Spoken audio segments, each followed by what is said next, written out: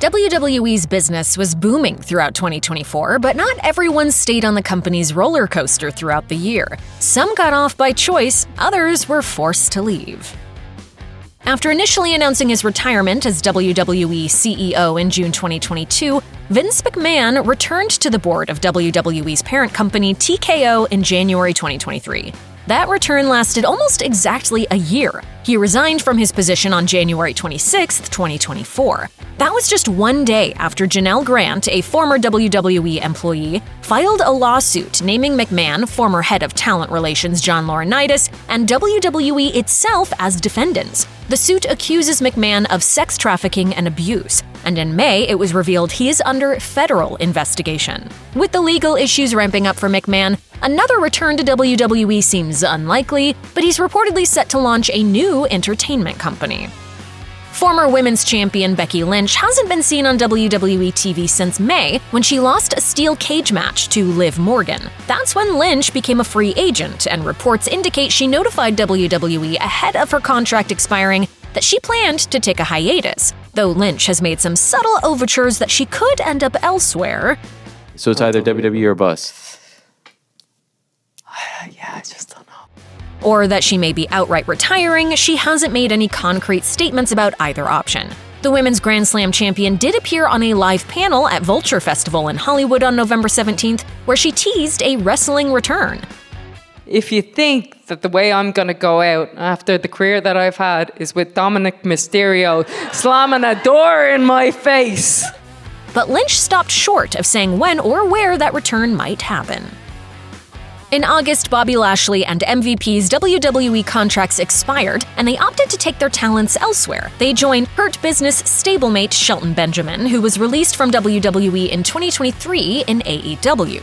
Former WWE champion Lashley had not been factored into creative plans since WrestleMania 40. The company reportedly offered him a new contract, but he, quote, wasn't excited by the details. There were reportedly no major discussions about bringing MVP back into the company. He, with Benjamin, debuted in AEW at the end of September. Lashley debuted on Halloween to ramp up a feud with former champion Swerve Strickland and solidify the group, now called the Hurt Syndicate, in AEW.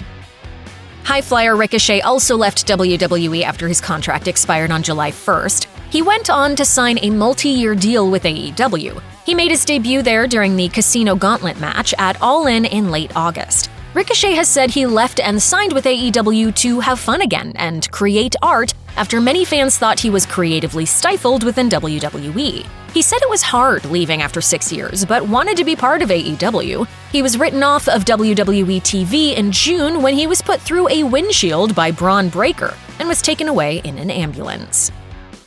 After a lot of ballyhoo, NXT roster member and controversial 2021 Olympic gold medalist Gable Steveson was finally released in May. Steveson signed with WWE in 2021 but continued wrestling in college while making very sporadic appearances on WWE television.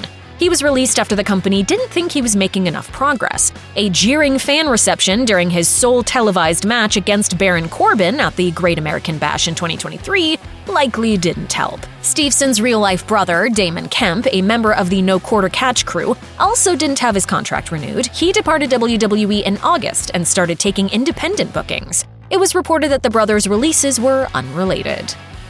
Drew Gulak became a magnet for controversy toward the end of his tenure with WWE, and his contract was not renewed in May. Gulak left the company after former WWE star Ronda Rousey made accusations of him being inappropriate with her backstage. This guy grabs the string of my sweatpants, and nobody else reacts as if this is abnormal. Gulak addressed the allegation, saying he was reaching for a handshake, but he was subsequently written off TV after being killed by the D'Angelo family. Gulak was reportedly not released due to the incident with Rousey, but rather as part of talent cuts across the brand.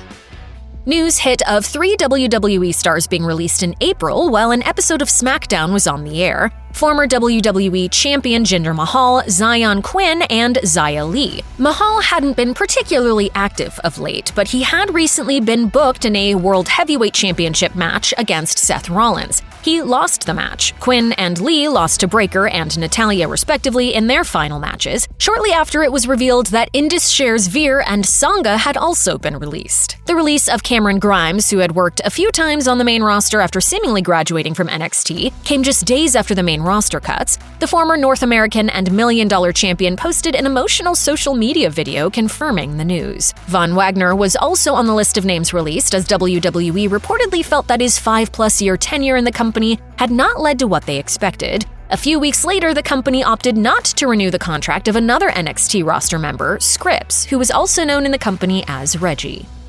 Dijak was technically drafted to the main roster earlier in the year, but was released before he could make his first main roster appearance without the name T-Bar. The company didn't offer the former Retribution member a new contract after his deal expired on June 28th.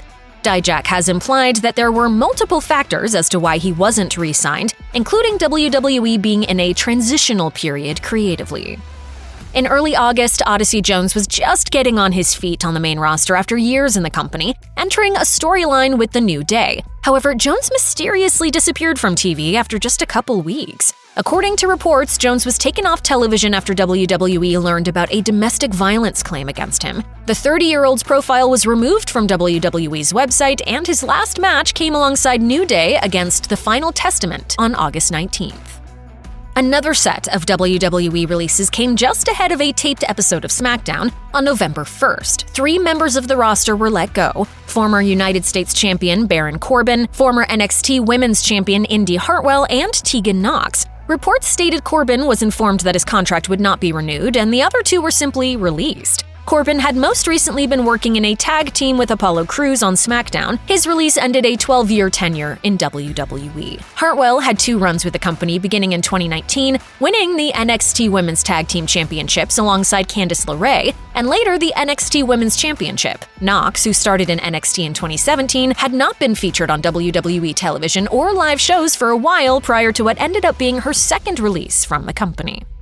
Commentator Kevin Patrick, who had been leading the broadcast team on SmackDown, was released in January after nearly 3 years with WWE. Multiple sources said it just wasn't working out. A much longer-tenured member of the commentary team, Jerry the King Lawler, saw his broadcast contract expire at the beginning of the year, ending 31 years off and on behind the announce desk. The WWE Hall of Famer remains under a Legends deal, however. He notably hadn't been full-time behind the commentary desk since 2020 due to health issues. In June, host and interviewer Kayla Braxton announced she would be leaving WWE after 8 years. It was reported she was finishing up on a verbal agreement, as her contract had already expired. Braxton went on to reveal that she felt like she had done everything she could do in the company. Fans got a big shock in October when beloved ring announcer Samantha Irvin posted to social media that she had left the company after 3 years. Many fans speculated as to whether Irvin's time with WWE was coming to an end because her fiancé Ricochet had signed with AEW. Irvin said she wasn't going to AEW and wanted to go back to her singing career.